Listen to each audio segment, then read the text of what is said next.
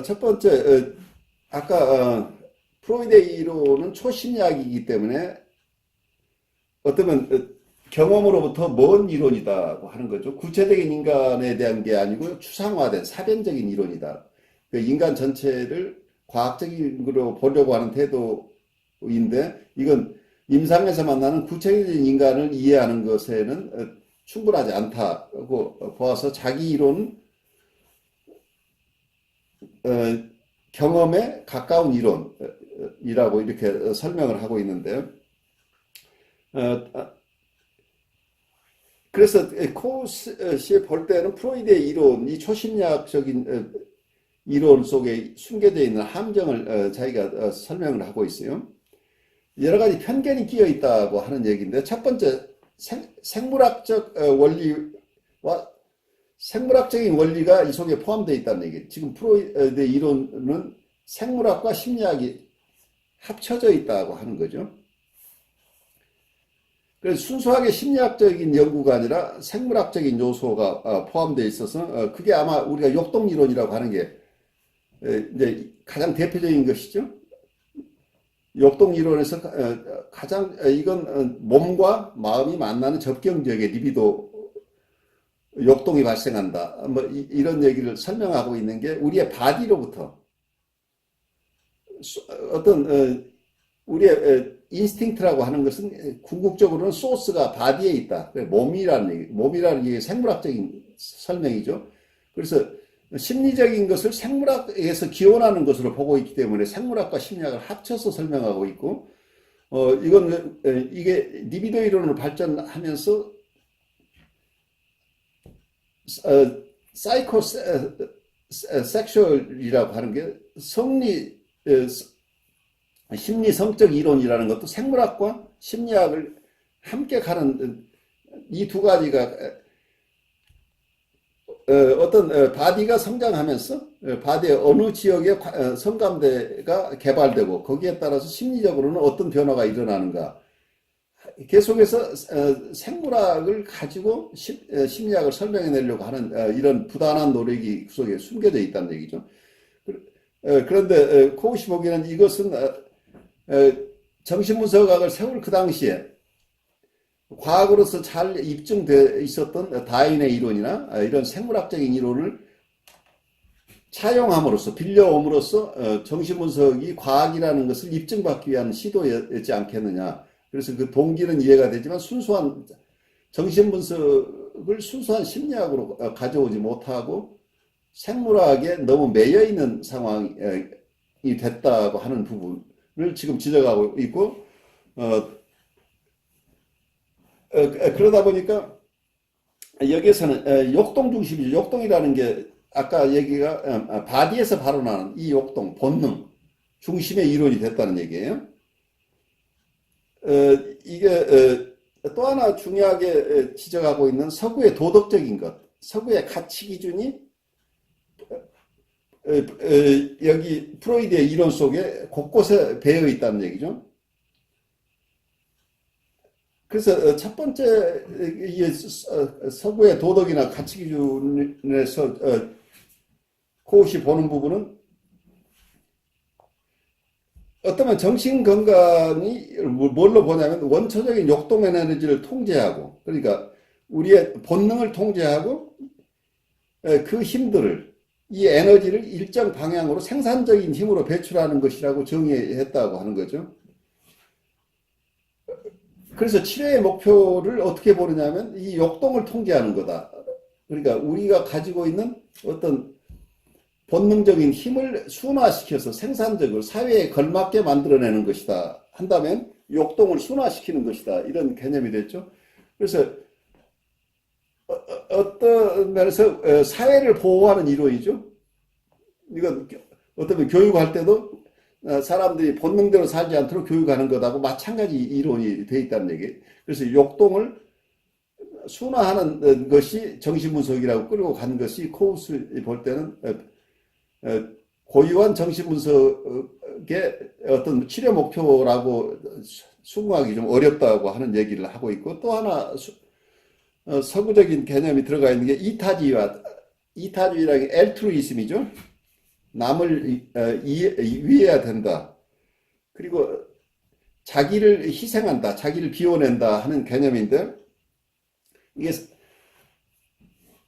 서구의 어떤 가치 기준으로서 보통 우리가 정상적인 발달은 자기애적 상태로부터 다른 사람을 사랑하는 상태로 나아가야 된다고 하는 이런 관점이 포함되어 있는데, 그러다 보니까 이게 조금 더 한 발자국 더 나가니까 건강은 자신에 대한 관심을 포기하고 자기를 셀프리스한 상태, 자기가 없는 상태로 나아가는 것이 되어야 된다고 요구한다는 얘기죠. 그래서 이게 어떤 도덕적이나 가치 기준일지 모르지만 정신분석의 목 속에 이걸 실현하려고 하는 것은 어떤 도덕이나 가치 기준과 정신분석으로 혼동하고 있는 것이 아닌가 하는 얘기를 하고 있어요. 그래서 어떤 면에서는 전번에 코드 이론에서 우리가 봤던 것하고 프로이드가 봤던 것은 크게 달랐던 부분이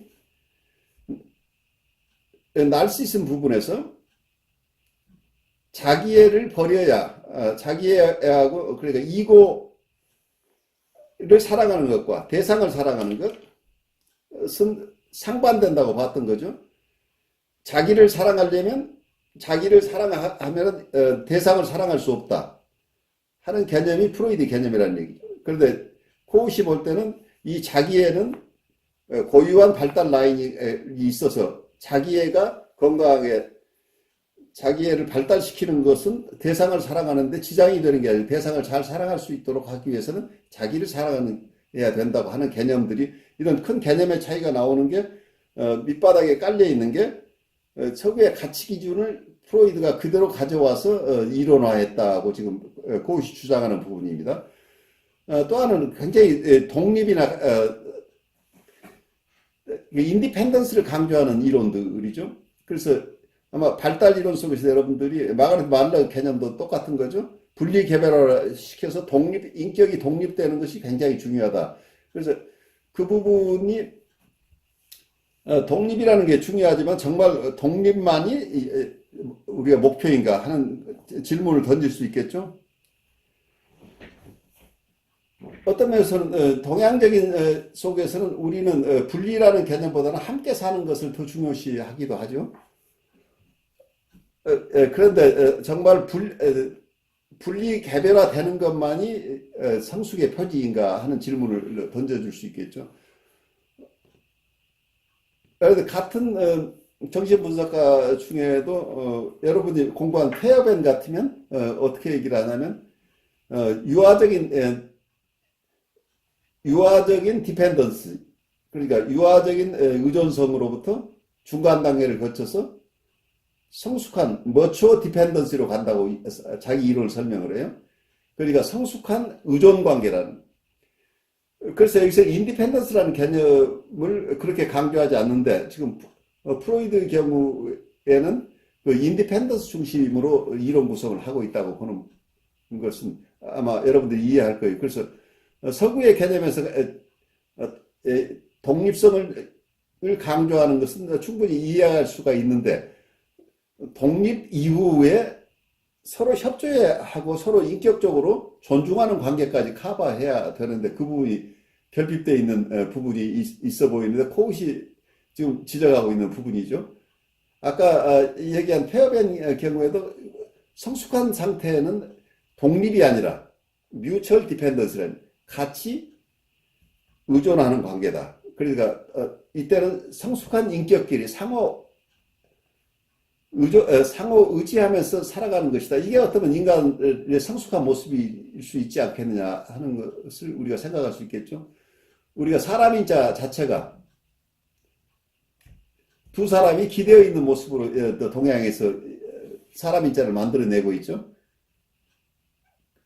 그래서 사람이라고, 인간이라고 할 때도 사람과 사람 사이라고 하는 것을, 이제 대상관계가 이 속에 포함되어 있죠. 그런 점에서 프로이드가 봤던, 프로이드의 정신분석 속에 숨겨져 있는 서양적인 가치관들이 우리가 이게 전체가 정신분석이라고 이해하기 어렵고 그중에 어떤 도덕이나 가치 기준들은 순수한 정신분석으로서 분리해낼 필요가 있지 않겠느냐 하는 이런 제안을 우리 여기서 코웃이 하고 있다고 보면 어떨까 싶어요. 프로이드는 우리 마음의 구조 간에 갈등이 있을 때 이 갈등을 해소하는 게 치료라고 봤던 거죠. 그래서 어쩌면 이고와 이드의 충돌, 그래서 본능적인 것과 어떤 거기에 우리가 이고라고 하는 기능들이 어떤 방어작용을 통해서 본능적인 것을 억압하는 이런 구조, 또는 초심리학, 이제 초자가 이고와의 갈등이 생기기도 하고, 초자와 이고가 합쳐서 원본능인 이드와 대립하는 경우도 있고, 그래서 어떤 정신기구 간에 어떤 갈등이라는 개념을 가지고 설명하는 예들이 꽤 많죠. 그래서 갈등 구조라는 개념 가지고 설명을 하고 있는데, 여기서 코웃이 봤던 부분은 자기애적 환자들은 이런 갈등 구조의 문제가 아니라 근원적으로 자기 셀프라는 구조가 제대로 구조화되지 않아서 셀프의 응집력이 없는 상태, 자기가 제대로 형성되지 않은 데서 오는 결함이라고 봤던 거예요. 이 갈등 문제가 아니라고 보는 거죠. 그런 부분에서 프로이드가 봤던 어떤 성욕적 욕동과 공격적 욕동, 이런 것들을 얘기를 하는데, 코웃은 이게 일차적인 동기가 되지 않는다고 보는 거죠. 자기라 셀프 자체가 충분하게 형성되지 않아서 거기에서 이 결함 때문에 오는 거고, 보통 욕동적인 것, 성욕적인 거나 공격적인 욕동들은 방어 기능으로서 작용한다. 2차적인 것이다. 이게 원초적인 원래 동기가 성욕적이거나 공격적인 것이 아니고 자기의 결함 때문에 2차적으로 방어 형태로 드러나는 것이. 어떤 면에서 이 얘기를 묻자면, 아이가 자라는 과정에서 자기애적인 욕구들이, 자기애적인 니드가 충분하게 채워져서 충분하게 사랑받고 지지받고 인정받으면서 아이들이 자랄 때는 이 본능적인 욕동들이 크게 문제가 되지 않는다는 얘기예요. 그런데 이 본능적인 욕동들이 크게 문제되는 것은 이 자기애적인 욕구들이 충분히 채워지지 않아서 이고의 이 자기애적인 구조들이 충분하게 형성되지 않은 데서 오는 방어작용으로 나타나는 게 이런 욕동들이다 라고 보기 때문에 이건 2차적이죠. 그래서 1차적인 것은 아이들을 키우는 과정에 자기애적인 구조들이, 자기애적인 요소들이, 자기애적인 필요들이 충분히 채워져서 그 자기애적인 구조가 잘 형성되도록 건강한 나르시시즘이 형성되도록 도와주는 역할이 되지 않으면 그때 방어적으로 드러나는 현상이다. 이렇게 보기 때문에 큰 차이가 생기죠. 어떻게 이해하느냐, 무엇이 건강한 것이냐를 볼 때 이 차이가 생긴다고 보는 거죠. 그래서 코웃이 봤을 때는 자기의 기능이 잘할 수 있는 셀프 코이시브니스, 자기의 응집성을 만들어주는 것이 건강하게 하는 과정이라고 보는 거예요. 특히 자기애적 환자들의 경우에는 자기 응집성이 있느냐지 욕동을 순화시키는 것이 치료가 아니다라고 보는 거죠. 그 지점에서 본능적인 접근을 하는 것하고 환경적인 접근은 큰 차이가 생겨나죠. 결함이 있는 자기의 구조를 바꿔주는데, 이때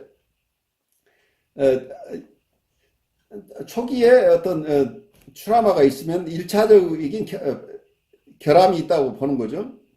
1차적인 결함이 있으면 보통 여기 2차적인 구조들이 생겨나는데, 이 구조 중에 두 가지를 설명하고 있어요. 코웃의 이론이니까 우리가 여러분들 어떻게 이해하느냐는 조금 더 봐야 되겠지만 방어 구조가 생겨나고 또 하나는 보상 구조가 생겨난다고 하는데 방어 구조는 이 결함을 그냥 덮고 넘어가는 것인데 보상 구조는 그 덮는 것뿐만이 아니라 원래 이 구조가 잘 형성됐으면은 1차적인 결함이 발생하지 않았으면 수행했을 어떤 기능이나